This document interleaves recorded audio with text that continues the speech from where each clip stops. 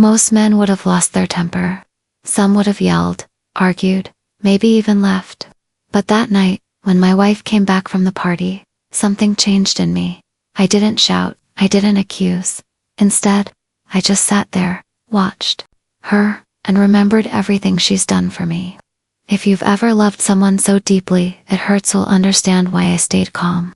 Stay with me till the end, because this story isn't what you think. It's not about betrayal. It's about rediscovering love when you least expect it.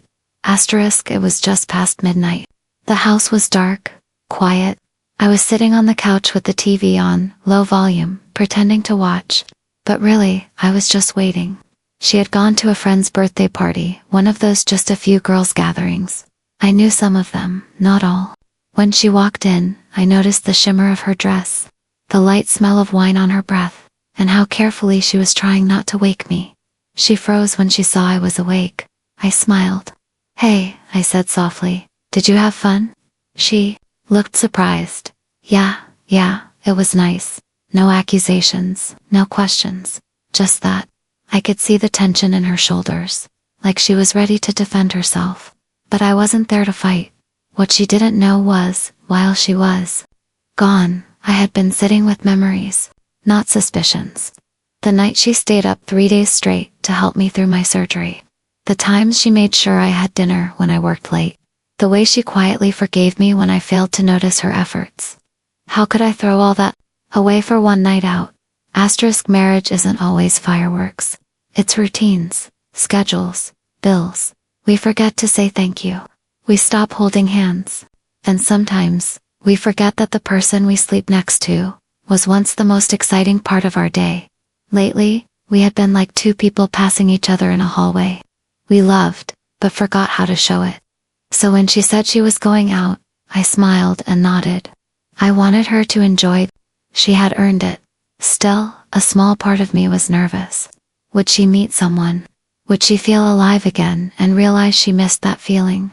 But instead of letting fear eat me, I sat down and thought about why we got distant. It wasn't her fault, it wasn't mine. It was life, and it was up to us to find our way back.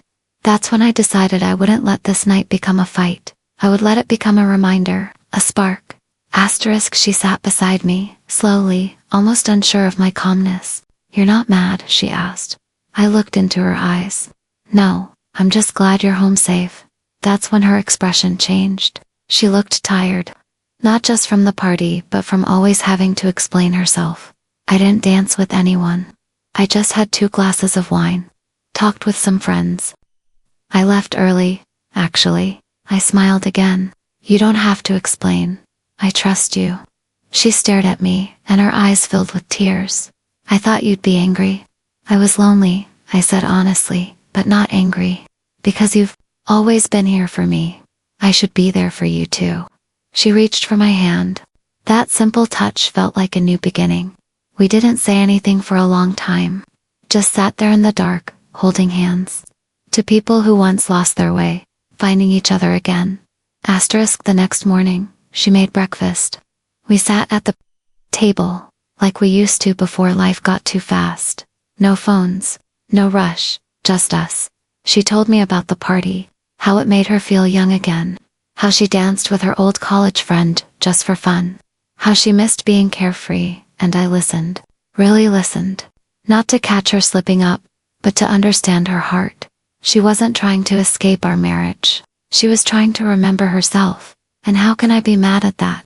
She had always carried the weight of everything home. Kids, family. She deserved a few hours to just be her. The woman I fell in love with. And that morning over toast and tea, I saw her again. Not just my wife, but the girl who once laughed in the rain with me, danced barefoot in the living room, and believed in forever. She was still there, and I was lucky to have her. It's easy to react, to accuse, to walk away. But staying, that's the hard part. Not because you're weak, but because you remember the moments that made you love someone. And those moments are worth fighting for. I didn't get upset that night because I chose to love louder than my doubts. I chose to listen instead of judge. And that choice brought us closer than ever. We started going on walks again, talking more, laughing again. It wasn't perfect, but it was real. She told me weeks later, that night changed everything for her. Because she realized I still saw her, still cherished her, still chose her. And in this world, sometimes that's all we need. To be seen, to be chosen. Again and again. Asterisk if you've ever loved someone deeply, let them know before fear or silence takes over. Love isn't about control.